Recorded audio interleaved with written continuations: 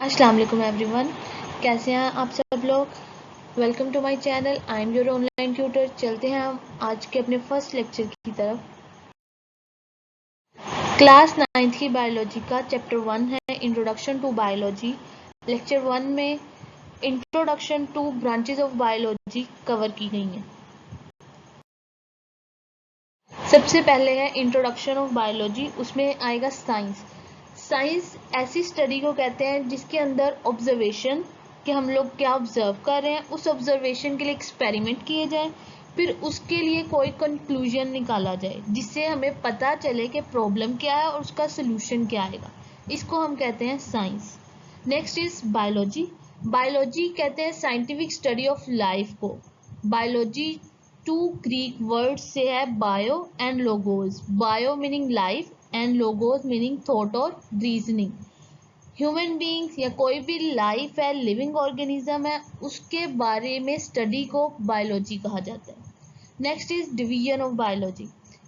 Total 3 division of biology हैं, zoology, botany and microbiology. अगर आपको एमसीक्यू आए कि डिवीजन ऑफ बायोलॉजी क्या है तो 3 है। अगर आपको शॉर्ट क्वेश्चन आए उसमें भी आपने 3 को ही मेंशन करना है। zoology कहते हैं स्टडी ऑफ एनिमल्स को। इसके अंदर आप एग्जांपल्स लिख सकते हो, horse, human beings, cat etcetera. And botany study of plant. Plant की लाइफ को, प्लांट को टोटल स्टडी करने को हम बॉटनी कहेंगे। और बॉटनी के अंदर आप एग्जांपल लिख लो, कोई भी plant, cactus, rose and etcetera. Microbiology इसके नेम से ही अकॉर्डिंग है, माइक्रो मतलब small, biology small living organisms की स्टडी को, जैसे कि जो कि हमारी नेकेड आई से नहीं नजर आते हमें। इसके एग्जांपल हम ले bacteria, virus, protozoan, fungi and etcetera.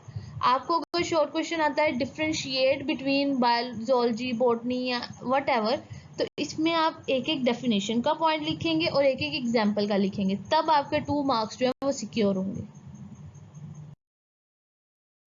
Next is branches of biology.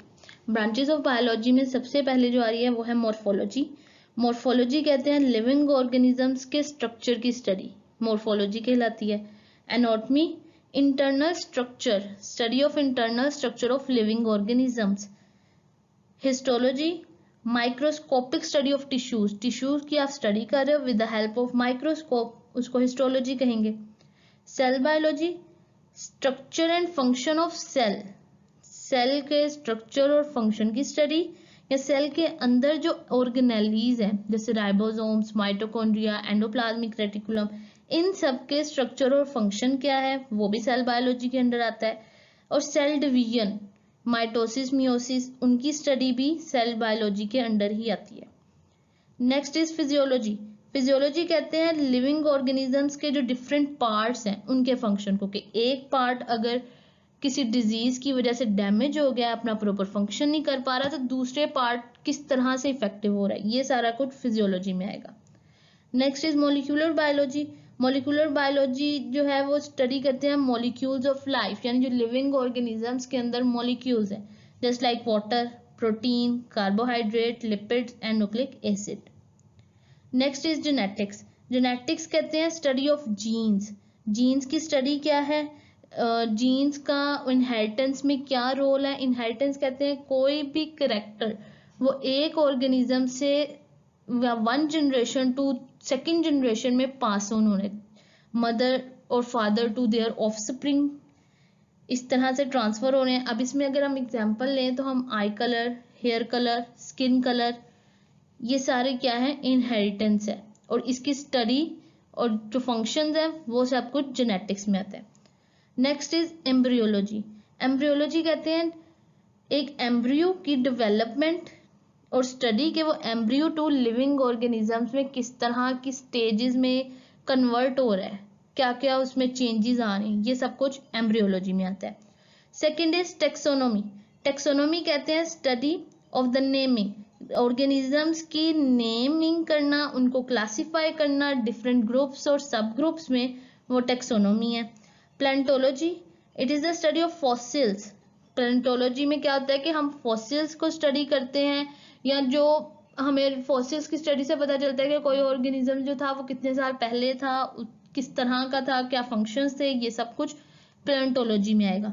Environmental biology, it deals with the study of interaction, एक ऑर्गेनिज्म का उसके इन्वायरमेंट के दरमियान क्या इंटरेक्शन है, वो सब कुछ इन्वायरमेंटल बायोलॉजी में आएगा।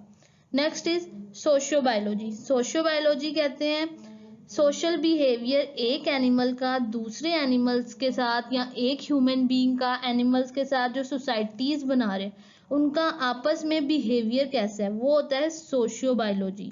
Next is parasitology. Parasitology study of parasites. अब पैरासाइट्स क्या होते हैं? पैरासाइट्स ऐसे ऑर्गेनिज्म हैं जो फूड का इंटेक करे और शेल्टर ले किसी दूसरे लिविंग ऑर्गेनिज्म से। एक तो वो फूड ले रहे हैं, शेल्टर ले रहे हैं और इन रिटर्न उनको क्या कर रहे हैं? हार्म, कोई डिजीज कॉज कर रहे हैं, वो कहलाते हैं पैरासाइट्स। अब इनकी स्टडी को हम कहते हैं parasitology. Next is biotechnology. Biotechnology क्या है? लिविंग ऑर्गेनिजम्स की हेल्प से हम लोग कोई सब्सटेंस, कोई चीज बनाए जो कि ह्यूमन बीइंग्स के काम आए। इसमें हम एग्जांपल ले सकते हैं इंसुलिन। इंसुलिन की जो प्रोडक्शन है वो बैक्टीरिया में हो रही है, तो बैक्टीरिया क्या है? वो इटसेल्फ एक लिविंग ऑर्गेनिज्म है। अब उससे इंसुलिन बनाई जा रही है जो कि human beings as a medicine ले रहे हैं, तो ये क्या है? एक एप्लीकेशन है बायोटेक्नोलॉजी की। Next is immunology. इम्यूनोलॉजी कहते हैं स्टडी ऑफ इम्यून सिस्टम। कोई भी इम्यून सिस्टम एनिमल्स का जो कि बाहर से कोई माइक्रोब आ गया है उसके अगेंस्ट जो बॉडी वर्क करती है हमें बीमारी से बचाने के लिए, जो हमारा सिस्टम एक्टिवेट होता है उसको हम इम्यूनोलॉजी कहते हैं, जिसमें वाइट ब्लड सेल्स का काम आता है। इसकी स्टडी को हम इम्यूनोलॉजी कहते हैं। Next is entomology. एंटोमोलॉजी कहते हैं study of insects. Next is pharmacology and the last pharmacology कहते हैं स्टडी ऑफ ड्रग्स। ड्रग्स यहाँ पे दो तरह के तो ड्रग्स होते हैं, एक जो ह्यूमन हम लोग एज अ मेडिसिन यूज कर रहे हैं और एक ड्रग जो होते हैं वो दूसरे होते हैं जिससे हमें कोई नशा या उसके लिए यूज होते हैं। तो यहाँ पे जो ड्रग और उनका जो इफेक्ट है ह्यूमन सिस्टम में, यहाँ पे मेडिसिन वाले ड्रग की बात हो रही है कि जो हमने मेडिसिन ली है उसका हमारी बॉडी पे किस तरह से इफेक्ट है और उसने जो एक फंक्शन चल रहा था उसको किस तरह से अल्टर किया, ये सब कुछ फार्माकोलॉजी में आता है। थैंक यू सो मच, आप लोगों ने इतना टाइम दिया।